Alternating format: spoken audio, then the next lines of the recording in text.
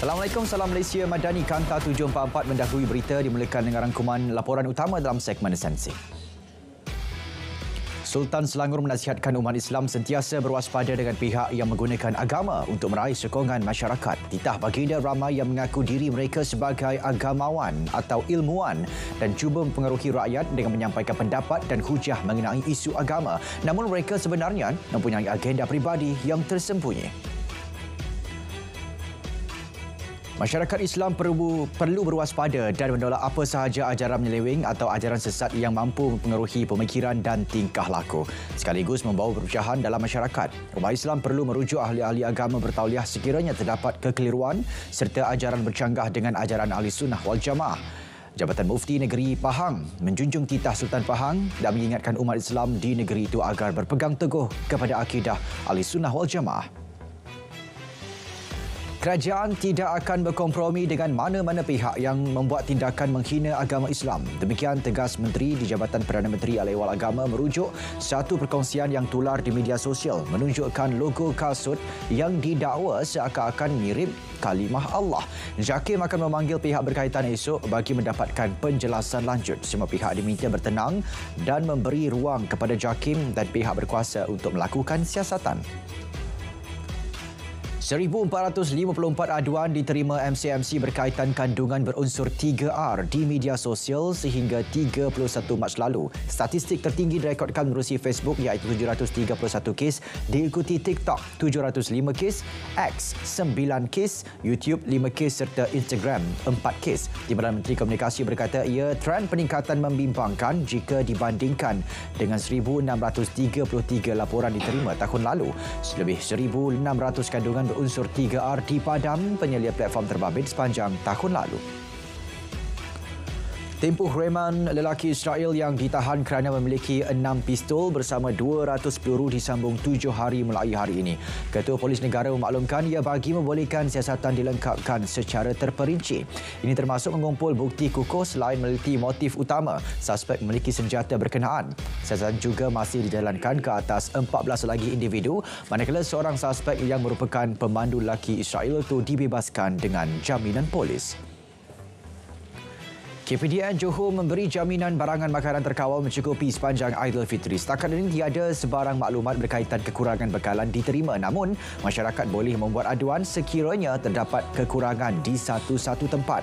Seramai 200 anggota akan ditugaskan untuk memantau di seluruh Johor bagi mengelak berlaku ketirisan bekalan, kegagalan meletakkan tanda harga dan kesalahan lain. Bekalan beras di Negeri Sembilan adalah mencukupi. Esko Karan Negeri Sembilan berkata ada pihak yang telah menyalahgunakan lesen kebenaran untuk membekal beras. Justru kerajaan negeri telah mengambil langkah proaktif dengan membuat edaran beras menerusi agensi kerajaan seperti Fama. Meskipun terdapat kekurangan bekalan beras, namun bekalan masih dalam kawalan bagi penduduk di Negeri Sembilan.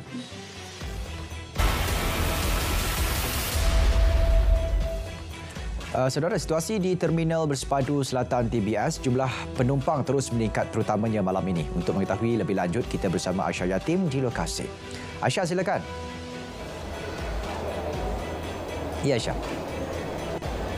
Ya, Syai. Saya berada di sini sejak petang tadi dan apa yang boleh saya kongsikan keadaan di Terminal Bersepadu Selatan ketika ini, keadaan masih lagi rancak namun kurang sesak berbanding semalam.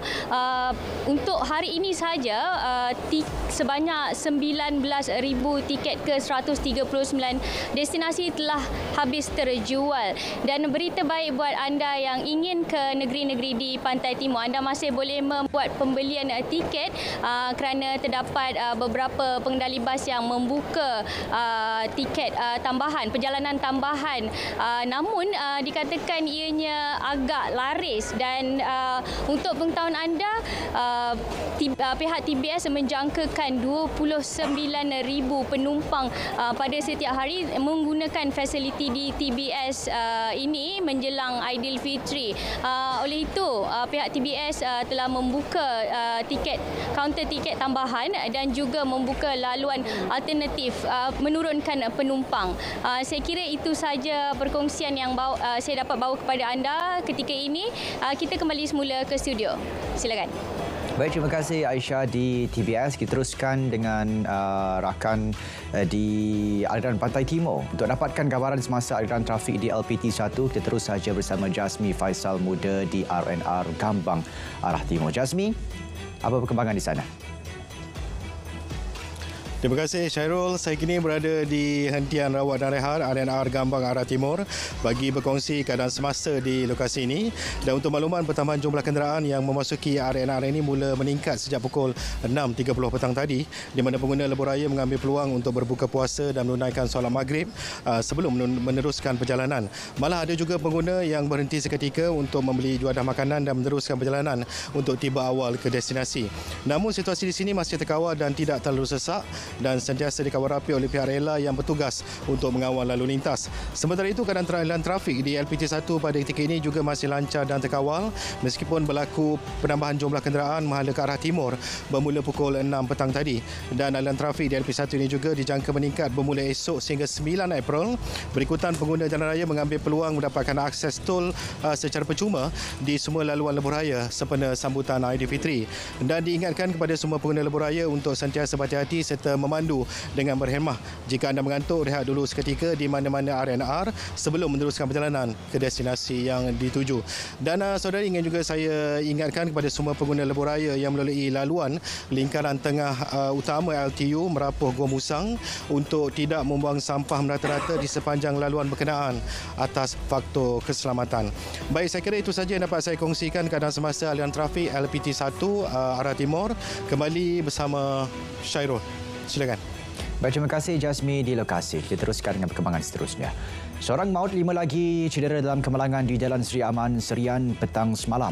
Pusat Gerakan Bomba Sarawak memaklumkan mangsa maut seorang budak lelaki 11 tahun disahkan meninggal dunia di lokasi kejadian. Manakala dari 5 yang cedera, 3 dilaporkan parah, iaitu lelaki dan wanita dewasa serta seorang bayi lelaki.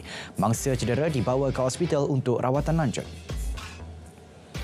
Seorang lelaki ditemukan mati rentung di dalam kereta yang terbakar di Jalan Baru Renggam, Ulu Belitung, Keluang, Johor pukul 1 pagi tadi.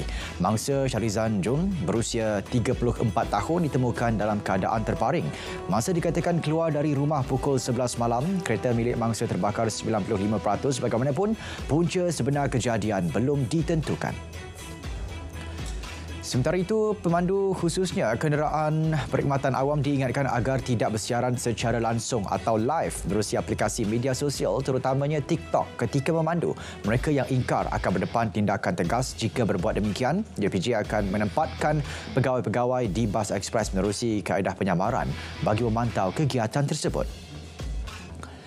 39,066 notis atas pelbagai kesalahan dikeluarkan dalam tempoh 5 hari Ops Hari Raya Aidilfitri 2024 yang dilaksana di seluruh negara bermula 1 April. Dari lebih 163,000 kenderaan yang diperiksa, 21,742 telah diambil tindakan. Pengarah keadaan penguatkuasa JPJ berkata, kesalahan tiada lesen memandu mencatatkan jumlah notis tertinggi lebih 10,000 notis. Diikuti lebih 7,000 notis kesalahan lesen tamat tempoh dan lebih 6,800 kesalahan teknikal. 2 anggota penguatkuasa maritim Malaysia Zon Maritim Lahad Datu alami kecederaan dalam kejadian tembak-menembak di perairan Kunak pagi tadi. Berdasarkan laporan awal, seramai 3 orang suspek bersenjatakan pistol melepaskan 4 das tembakan ke arah bot Banggi 48. Suspek menaiki sebuah bot enjin sangkut berwarna biru yang dihampiri untuk tindakan pemeriksaan khas pagar laut. Kedua-dua anggota yang cedera dibawa ke Hospital Kunak untuk rawatan. 2 beranak bersama seorang wanita warga Indonesia dihadapkan ke Mahkamah Magistrate Johor Bahru atas 2 pertuduhan eksploitasi seks. Bagaimanapun, tiada pengakuan direkodkan melibatkan tertuduh. Ketiga-tiga tertuduh didakwa secara bersama memperdagangkan seorang wanita Indonesia berusia 25 tahun bagi maksud eksploitasi seks dengan cara perdayaan. Sebutan kes pada 8 Mei nanti. 142 prospek dibebaskan secara berlesen menerusi program pelepasan orang bebas berlesen OBB sepanjang Hari Raya Aidilfitri 2024. Ihsan Madani kepulangan yang dinanti di Pusat Pemulihan Akhlak PPA Machang. Daripada jumlah itu, seramai 66 prospek akan bersama majikan, manakala selebihnya akan berada di rumah perantaraan RP, sekaligus memberi peluang kepada prospek terpilih untuk merapatkan kembali hubungan kekeluargaan dalam masyarakat. Kesan industri penternakan kupang di Port Dickson susulan kes pencemaran biotoksin terhadap ternakan itu akan diteliti. Menteri Besar Negeri Sembilan berkata langkah itu diambil sebelum tindakan sewajarnya bagi membantu nelayan dan pengusaha terjejas. Perhatian diberikan terhadap pengusaha dan nelayan terutama selepas Singapura mengambil tindakan menyekat bekalan dan penjualan kupang dari Port Dickson. Pemantauan berterusan dibuat selama 20 hari dengan melakukan pengujian secara berkala terhadap Dwi Cangkerang di Melaka.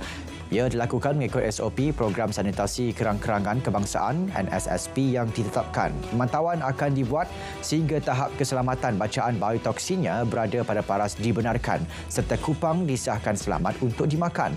Buat masa ini, penjualan dan pembelian kupang dari Melaka dihentikan.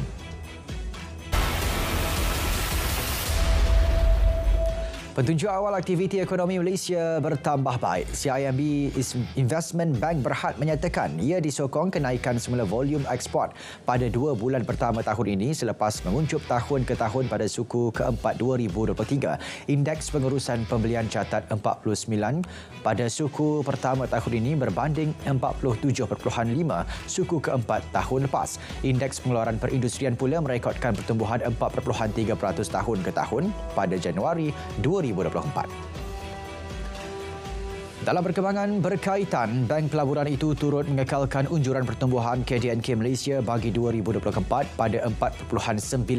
Ia turut mengulangi jangkaannya bagi kadar dasar semalaman sebanyak 3% sehingga akhir tahun ini.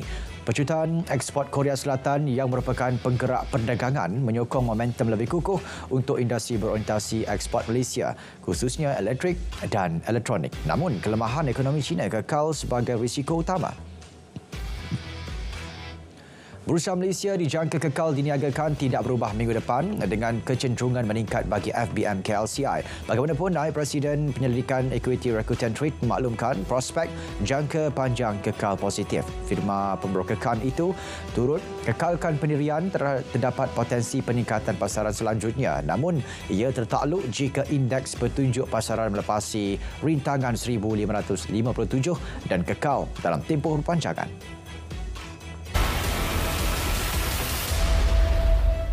Pertempuran Israel-Hamas yang bermula 7 Oktober tahun lalu genap 6 bulan hari ini. Dalam tempoh setengah tahun, lebih 33,000 rakyat Palestin terkorban diserang Israel. Kebanyakan mangsa yang maut membabitkan wanita dan kanak-kanak. Serangan berterusan tentera Zionis turut mengakibatkan kemusnahan besar-besaran di Gaza. Selain mencetuskan pelbagai masalah kesihatan termasuk kepuluran yang serius, ia susulan tindakan kejam Israel menyekat kemasukan bantuan kemanusiaan. Timbalan Ketua Kumpulan Hamas bersama delegasinya bergerak ke Kahirah hari ini bagi rundingan baru gencatan senjata. Rundingan atas jemputan Mesir sebagai negara pengantara turut dijadual sertai rundingan ialah pengarah CIA Amerika Syarikat, Menteri Luar Qatar dan perwakilan Israel. Hamas menegaskan tidak akan menarik semula tuntutannya dalam rundingan berkenaan. Ini termasuk pelaksanaan gencatan senjata kekal, pengunduran tentera Israel selain pertukaran tahanan yang serius. Sementara itu, Israel melancarkan serangan udara ke lembah Bekaa di timur Lebanon awal pagi tadi. Serangan dilancar beberapa jam selepas Hezbollah mendakwa berjaya memusnahkan dron milik Israel di Republik itu. Sasaran Israel terarah ke 2 lokasi termasuk kem latihan Hezbollah dekat sepadan Syria. Bagaimanapun, tiada kecederaan dilaporkan. Hezbollah dan Israel saling berbalas tembakan di sepanjang sepadan Lebanon sejak 8 Oktober lalu. Ia meningkatkan ketegangan di rantau berkenaan. Susulan tindakan Israel membunuh 7 petugas bantuan kemanusiaan di Gaza baru-baru ini, Perdana Menteri Britain Rishi Sunak menggesa siasatan lebih telus dan bebas dilaksanakan terhadap kes berkenaan. Gesaan dibuat berikutan 3 daripada 7 petugas yang terkorban merupakan warga Britain. Saudara, sekian Kanta 744 dari Sungai ke Segara Palestin. Pasti merdeka. Assalamualaikum. Salam Malaysia Madani.